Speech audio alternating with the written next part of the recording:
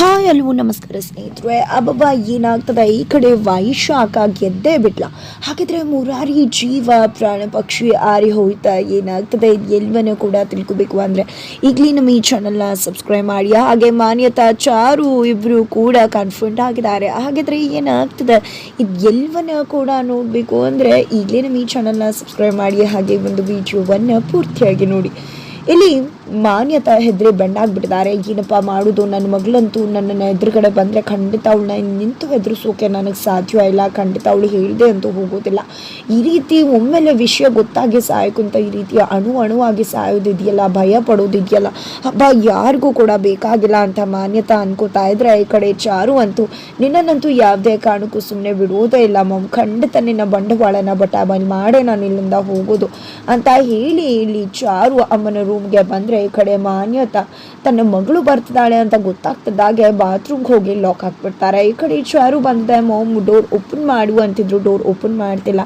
ಕೇಳಿಸ್ತಿರುವ ಹಾಗೆ ನೀರು sound ಟ್ಯಾಪನ್ನು on ಮಾಡಿಬಿಡ್ತಾರೆ. ಅಮ್ಮ ಮೊಮ್ ನೀನು ಎಷ್ಟೊತ್ತು ಅಂತ ಒಳಗಿರೋಕ್ಕೆ ಸಾಧ್ಯ, ನಾನು ಇಲ್ಲೇ ಇರ್ತೀನಿ, ಖಂಡಿತವಾಗ್ಲೂ ನಿನ್ನನ್ನು ಎದುರಿಸಲೇಬೇಕಾಗತ್ತೆ, ಖಂಡಿತ ನನಗೆಲ್ಲ ವಿಷಯ ಗೊತ್ತಿದೆ, ನಾನು ನಿನ್ನ ಜೊತೆ ಮಾತಾಡಲೇಬೇಕು ಅಂತ ಹೇಳಿ ಈ ಕಡೆ ಚಾರು ಬಂದು ಸೋಫಾ ಹತ್ರ ಕುತ್ಕೋತಾಳೆ. ಹೋಗ್ಬಿಟ್ಟಿದ್ದೀನಿ ಅಂತ ಅನ್ಕೊಳ್ಳಿ ಅಂತ. ನಂತರ ಮಾನ್ಯತಾ ಅನ್ಕೋತಾರೆ, ನನ್ನ ಮಗಳು ಹೋದ್ಲೇನು ಅಂತ ಅನ್ಕೊಂಡು ಹೊರಗಡೆ ಬಂದರೆ ಚೇರ್ ಮೇಲೆ ಕೂತಿರೋ ತನ್ನ ಮಗಳನ್ನ ನೋಡಿ ಮಾನ್ಯತಾ ಶಾಕ್ ಆಗ್ತಾರೆ. ಏನು ಮೊಮ್ ನಾನು ಹೋಗ್ಬಿಟ್ಟೆ ಅಂತ ಅನ್ಕೊಂಡ್ಯಾ, ನಿನ್ನ ಮಗಳು ನೀನು ಇಷ್ಟು ಚೆನ್ನಾಗೆಲ್ಲ ನಾಟಕ ಮಾಡ್ತೀಯ, ನನಗೆ ಗೊತ್ತಾಗಿಲ್ಲ ಅಂದರೆ ಇದನ್ನೆಲ್ಲ ನಿಜ ಅಂತಲೇ ನಂಬಿಸ್ಬಿಡ್ತದೆ ಅಲ್ವಾ, ಅಂಥದ್ರಲ್ಲಿ ನಿನ್ನ ಮಗಳು ನಾನು ಇಷ್ಟಾದರೂ ನಾಟಕ ಮಾಡೋಕ್ಕೆ ಬರುವುದಿಲ್ವಾ, ಖಂಡಿತ ನಿನ್ನಷ್ಟು ಬರೋಲ್ಲ ಅಂದರೂ ಕೂಡ ಖಂಡಿತವಾಗಿ ಸ್ವಲ್ಪನಾದರೂ ತುಂಬ ಚೆನ್ನಾಗಿ ನಾಟಕ ಮಾಡ್ತೀನಿ ಅಂತ ಮಾನ್ಯತಾನ ಎದುರಿಸಿ ಮಾತಾಡ್ತಿದ್ದಾರೆ ಚಾರು.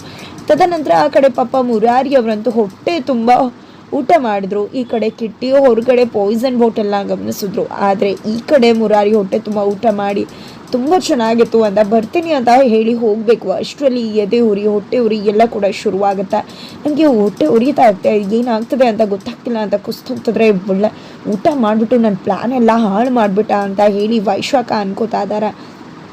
ನಂತರ ಈ ಕಡೆ ಏನೂ ಆಗೋದಿಲ್ಲ ಅಂತ ಜಾನಕಿ ಅವರು, ಶ್ರುತಿ ಹಾಗೆ ನಾರಾಯಣಾಚಾರ್ಯ ಎಲ್ಲರೂ ಕೂಡ ಹೇಳ್ತಿದ್ದಾರೆ. ಜೊತೆಗೆ ಈ ಕಡೆ ನೀರನ್ನು ಕೂಡ ಕುಡಿಸ್ತಿದ್ದಾರೆ. ಅಷ್ಟರಲ್ಲಿ ಕಿಟ್ಟಿನ ಕೂಗ್ತಿದ್ದಾರೆ, ಬಟ್ ಆ ಕಿಟ್ಟಿಗೂ ಕೂಡ ಕೇಳಿಸುತ್ತೆ ಏನೂ ಆಗಿದೆ ಅಂತ ಓಡಿ ಬರ್ತಾರೆ. ಏನಾಯ್ತು ಏನು ಅಂತದಾಗೆ ಸುಮ್ಮನೆ ಎದೆ ಇಟ್ಕೊಂಡು ಬಿದ್ದೋಗ್ಬಿಟ್ಟ ಉರಿ ಅಂತ ಹೇಳ್ತಿದ್ದಾನೆ ಅಂದಾಗ, ಹೌದು ನಿಮ್ಮೆಲ್ಲರನ್ನ ನೋಡಿಕೊಂಡು ಸತ್ತೋಗಿದ್ರೆ ಖಂಡಿತವಾಗ್ಲೂ ಅದಕ್ಕಿಂತ ಪುಣ್ಯ ನನಗೇನೂ ಕೂಡ ಬೇಕಾಗಿಲ್ಲ, ತುಂಬ ಖುಷಿಯಿಂದ ಸಾಯ್ತೀನಿ ಅಂತ ಮುರಾರಿ ಹೇಳ್ತಿದ್ರೆ. ಆ ರೀತಿ ನಿಂಗೆ ಏನೂ ಆಗೋದಿಲ್ಲ ಸುಮ್ಮನೆ ಇರು ಅಂತ ಹೇಳ್ತಿದ್ದಾರೆ. ತಡ್ಕೊಳ್ಳೋಕೆ ಆಗ್ತಿಲ್ಲ ನನಗೆ ಉರಿನ ಅಂತ ಹೇಳ್ತಿದ್ರೆ. ಈ ಕಡೆ ಕೃಷ್ಣಂಗೆ ನೆನಪಾಗುತ್ತೆ ಒಂದು ಬಾಟಲ್, ಅದನ್ನ ನೆನಪು ಮಾಡ್ಕೊಂಡಿದ್ದೆ. ಈ ಕಡೆ ಶ್ರುತಿಗೆ ನೀರು ಮತ್ತೆ ಉಪ್ಪು ನೀರನ್ನ ತಗೊಂಡ್ ಬಾ ಶ್ರುತಿ ಅಂತ ಹೇಳಿ ಕಳಿಸಿ ಉಪ್ಪು ನೀರನ್ನ ಕುಡಿಸ್ತಾರೆ. ಹಾಗೆ ಕರ್ಕೊಂಡು ಹೋಗ್ತಿದ್ದಾರೆ ಮುರಾರಿನ ಹೊರಗಡೆ. ತದನಂತರ ಈ ಕಡೆ ಮನೆಯವರೆಲ್ಲರೂ ಕೂಡ ಆತಂಕ ಪಟ್ಕೊಂಡಿದ್ದಾರೆ. ಈ ಕಡೆ ವೈಶಾಖ ಅಂತೂ ಹೇಗಾದ್ರೂ ಮಾಡಿ ಅವನ ಕತೆ ಅಂತೂ ಅಲ್ಲಿ ಮುಗ್ದಿರುತ್ತೆ. ಈಗ ಇವ್ರ ಕತೆನೂ ಮುಗಿಸ್ಬಿಟ್ರೆ ನನ್ನ ಪ್ಲಾನ್ ವರ್ಕೌಟ್ ಆಗುತ್ತೆ, ಸ್ಲೈಟ್ ಚೇಂಜಸ್ ಆಗುತ್ತೆ ಅಷ್ಟೇ ಅಂತ ಅನ್ಕೋತಾರೆ. ಈ ಕಡೆ ಶ್ರುತಿ ಕಿಟಿ ಕಾಲ್ ಮಾಡ್ತಾ ಇದ್ರು, ಕಾಲ್ ಪಿಕ್ ಮಾಡ್ತಿಲ್ಲ. ನಂತರ ಕಿಟ್ಟಿಯಲ್ಲಿ ತುಂಬ ಬ್ಯುಸಿ ಆಗಿರ್ತಾನೆ ಅಂತ ಅನ್ಸುತ್ತೆ ಅಂತ ವೈಶಾಖ ಹೇಳ್ತಿದ್ದಾಳೆ. ಜೊತೆಗೆ ಏನಾಯ್ತು ಏನು, ಆರಾಮಾಗಿದ್ರೆ ಅಷ್ಟೇ ಸಾಕು ಮುರಾರಿ ಅಂತ ದೇವ್ರ ಹತ್ರ ಜಾನಕಿ ಅಮ್ಮ ಹಾಗೆ ನಾರಾಯಣಾಚಾರ್ ಬೇಡ್ಕೊತಿದ್ದಾರೆ. ಈ ಕಡೆ ವೈಶಾಖನಂತೂ ನಾರಾಯಣಾಚಾರ್ ದಟ್ಟಿಸ್ಕೊಂಡು ನೋಡ್ತಿದ್ರೆ. ಈ ಕಡೆ ವೈಶಾಖ ನೀವೇನು ಅವ್ರಿಗೆ ಕಾಲ್ ಮಾಡ್ತಿದ್ದೀರಾ, ಪಿಕ್ ಮಾಡ್ತಿಲ್ಲ ಅಂದಮೇಲೆ ಅವ್ರು ಬರ್ತಾರೆ ಬಿಡಿ, ಏನೂ ಆಗಿರೋದಿಲ್ಲ, ನೀವೆಲ್ಲ ಬಂದು ಊಟ ಮಾಡಿ ಅಂತ ಹೇಳ್ತಿದ್ರೆ. ಏನಮ್ಮ ಮಾತಾಡ್ತಿದ್ಯಾ, ಅಲ್ಲಿ ನಮ್ಮ ಮನೆ ಮಗ ಆ ರೀತಿ ಸಂಕಟ ಪಡ್ತಿದ್ರೆ ನಮ್ಗೆ ಊಟ ಸೇರುತ್ತಾ ಅಂತ ಕೇಳ್ತಿದ್ರೆ ಜಾನಕಿ ಅಮ್ಮ ಈ ಕಡೆ ಯಾವ ಮನೆ ಮಗ ಅವನೇನು ನಿಮ್ಮ ಮನೆ ಮಗನ ಅಂತ ವೈಶಾಖ ಕೇಳ್ತಾಳೆ. ಆ ರೀತಿ ಎಲ್ಲ ಮಾತಾಡ್ಬಿಡಮ್ಮ, ನೀನು ಬರೋಕ್ಕೂ ಮುನ್ನ ಶ್ರುತಿ ಬರೋಕ್ಕೂ ಮುನ್ನ ಈ ಮನೆಗೆ ಬಂದವನವನು, ಈ ಮನೆ ಮಗ ನಮ್ಮ ಮನೆ ಮಗ, ಅವನು ಕಷ್ಟ ಸುಖ ಎಲ್ಲದರಲ್ಲೂ ಕೂಡ ಅವನು ನಮ್ಮ ಮನೆ ಮಗನೇ. ನಿಮ್ಮ ಮಾವ ಕೈ ಇಟ್ಕೊಂಡು ಬಂದಾಗ ಶ್ರುತಿ ಇನ್ನೂ ಹುಟ್ಟೆ ಇರಲಿಲ್ಲ, ಆಗಿಂದ ಅವನು ಈ ಮನೆ ಮಗನಾಗಿ ಬೆಳೆದಿದ್ದಾನೆ, ಅವ್ನು ನಮ್ಮ ಮನೆ ಮಗ ಅಂತ ಜಾನಕಿ ಅವರು ಹೇಳ್ತಿದ್ದಾರೆ. ಅವ್ನಿಗೇನಾದರೂ ಕೂಡ ಸಹಿಸ್ಕೊಳ್ಳೋಕೆ ನಮ್ಮಿಂದ ಆಗಲ್ಲ ಅಂತ. ಈ ಕಡೆ ಶ್ರುತಿ ಕೂಡ ಹೌದು ಅದಕ್ಕೆ ನನ್ಗೆ ಯಾರಿಗೆ ಬೇಕಾದರೂ ರಾಖಿ ಕಟ್ಟೆ ಇರ್ಬೋದು, ಆದರೆ ಮುರಾರಿ ಅಣ್ಣಂಗೆ ಮಾತ್ರ ನಾನು ಕಟ್ಟೆ ಕಟ್ತೀನಿ ಅಂತ ಹೇಳ್ತಿದ್ದಾರೆ.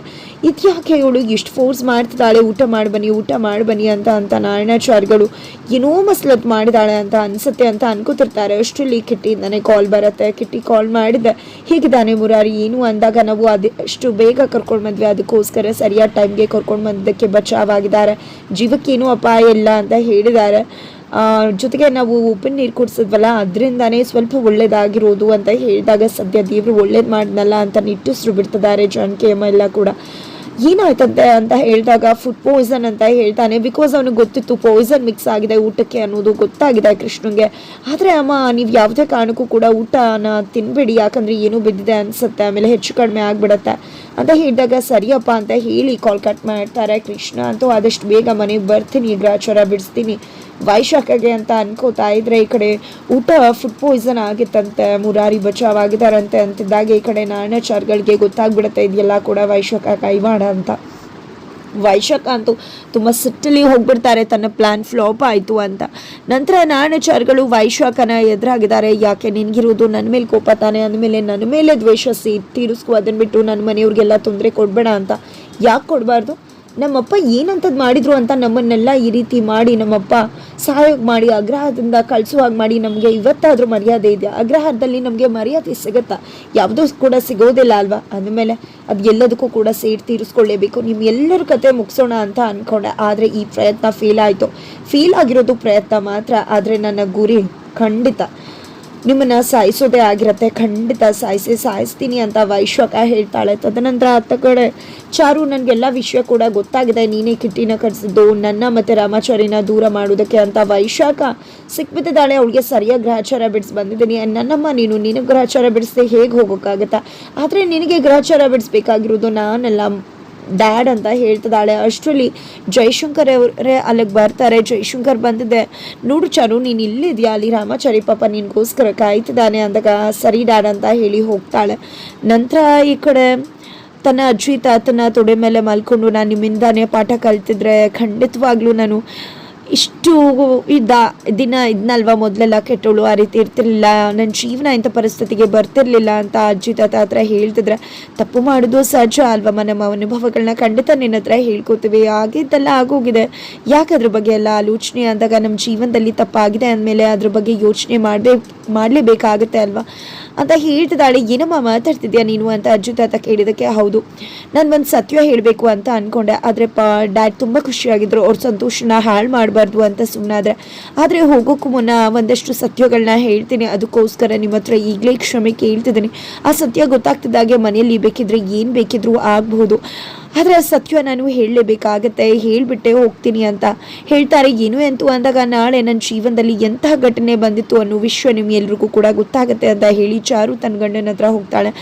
ಆ ಕಡೆ ಚಾರಿ ಕೂಡ ಏನೋ ಚಾರು ಮೇಡಮ್ ನನ್ನ ಹತ್ರ ವಿಷಯ ಮುಚ್ಚಿಡ್ತಿದ್ದಾರೆ ಅಂತ ಅನ್ಕೋತಿದ್ದಾರೆ. ಅದ್ರ ನಡುವೆ ಈ ಕಡೆ ಚಾರು ನನ್ನ ಗಂಡಂಗೆ ನಮ್ಮಮ್ಮನೇ ಇಷ್ಟೆಲ್ಲ ಮಾಡಿದ್ದು ಅಂತ ಗೊತ್ತಾದರೆ ಅವ್ನ ಎದೆ ಹೇಗಾಗ್ಬೋದು, ಖಂಡಿತ ಶಾಕ್ ಆಗ್ತಾನೆ, ಖಂಡಿತ ಕೋಪ ಬರುತ್ತೆ, ಏನು ಮಾಡ್ಬೋದು ಅನ್ನೋ ಕೋಪಕ್ಕೆ ಆ ಒಂದು ಕಾಯಕ್ಕೆ ಮುಲಾನ ಹಚ್ಚಬೇಕಾಗಿರೋದು ನನ್ನ ಪ್ರೀತಿ ಅಂತ ಅಂದ್ಕೊಂಡಿದ್ದೆ. ಚಾರಿ ನಾಪ್ಕೋತಾಳೆ. ಏನದಲ್ಲ ಮೇಡಮ್ ಅಂದಾಗ, ನಾನು ನನ್ನ ಗಂಡ ನಪ್ಕೋತಾ ಇದ್ದೀನಿ, ನೀನು ನಿನ್ನ ಹೆಂಡತಿ ನಪ್ಕೋತಾ ಇದೆಯಾ, ಅಷ್ಟೇ ನನಗೊಂದು ಮುತ್ತು ಬೇಕು ಅಂತ ಚಾರು ಕೇಳ್ತಿದ್ದಾಳೆ. ಹಾಗಾದರೆ ಮುಂದೆ ಏನಾಗುತ್ತೆ? ಮಾನ್ಯತಾ ಎಲ್ಲ ವಿಶ್ವನ ಬಟಬಲ್ ಮಾಡಿದ್ರು ಮುಖಾಂತರ ಮಾನ್ಯತಾ ಮತ್ತು ವೈಶಾಖ ಜೈಲ್ ಪಾಲಾಗ್ತಾರೆ. ಆ ಕಡೆ ಕಿಟ್ಟಿ ಬಂದಿದ್ದ, ಈ ಕಡೆ ವೈಶಾಖಗೆ ಗ್ರಹಚಾರ ಬಿಡಿಸ್ತಿದ್ರೆ ಈ ಕಡೆ ಸೆರಗ ಕಟ್ಟಿದ್ದೆ ಇಟ್ಕೊಂಡು ಚಾಡಿಸ್ತಿದ್ದಾಳೆ ಮಗಳು ಚಾರು ಮಾನ್ಯತಾಗೆ. ಹಾಗಿದ್ರೆ ಮುಂದೇನಾಗುತ್ತೆ ತಿಳ್ಕೊಬೇಕು ಅಂದರೆ ಮುಂದಿನ ವಿಡಿಯೋಗೋಸ್ಕರ ವೀಚ್ ಮಾಡೋದನ್ನು ಮರಿಬೇಡಿ.